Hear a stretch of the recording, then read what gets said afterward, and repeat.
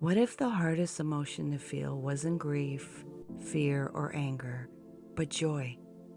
The kind of joy that feels too good to trust. The kind that shows up and your whole body braces for it to disappear. If you've ever caught yourself shrinking from goodness, if you've ever sabotaged peace because it felt too unfamiliar, this episode is for you.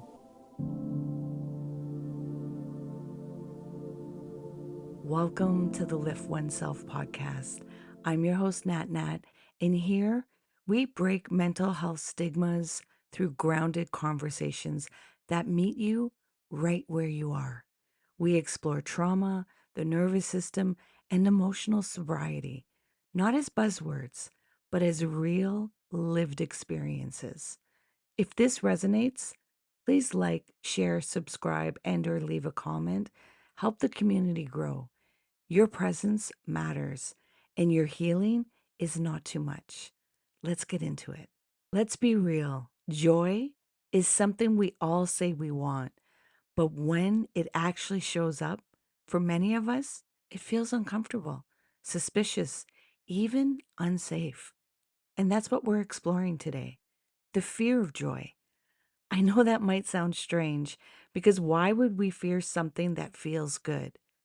But for so many of us, especially those who have lived in survival mode or who've been through trauma, joy can feel unfamiliar, even unsafe.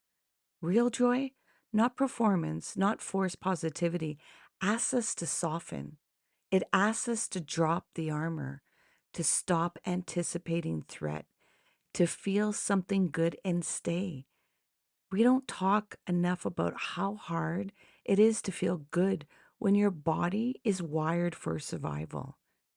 You might notice yourself feeling amazing and then suddenly starting a fight or zoning out or self sabotaging with old habits. That's not failure. That's your system saying, "This is unfamiliar. Are we safe here?" This is what I call a joy threshold, and most people have one.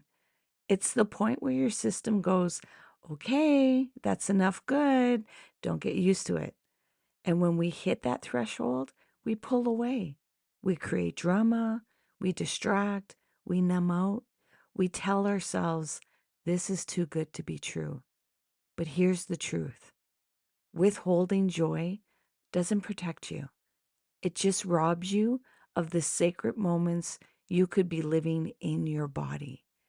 Joy isn't a reward for hard work. It's a practice of safety. So let's try something together. Join me in a mindful moment right now. I'm going to ask you to place a hand over your heart and one on your belly and ask, what would it feel like to let joy stay a little longer? If discomfort arises, let that be information, not a problem. You don't have to force joy.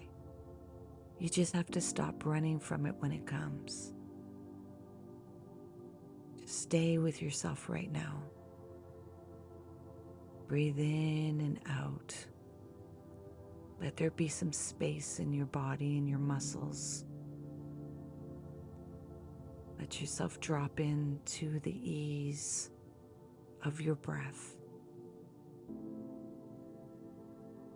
This is exactly the kind of work we explore in emotional sobriety workshops.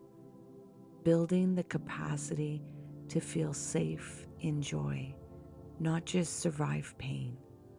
It's gentle, it's body-based, and it's for this kind of moment when you realize joy can feel as tender as grief.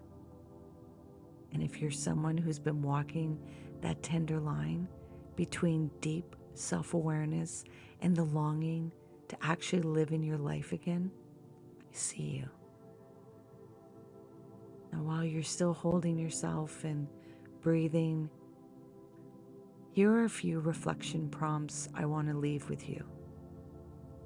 What story does my body tell me about joy? Can it be trusted? Where do I cut off goodness before it can fully land? Am I willing to let joy be a part of my healing, not just my reward?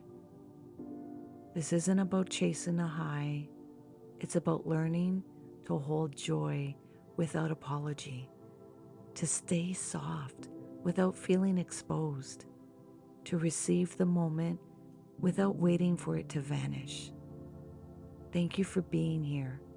Thank you for doing the tender, quiet work of returning to yourself. And thank you for letting this space hold you through it. You are allowed to feel good. You are allowed to be safe in your body. You are allowed to heal, not because you've earned it, but because you exist.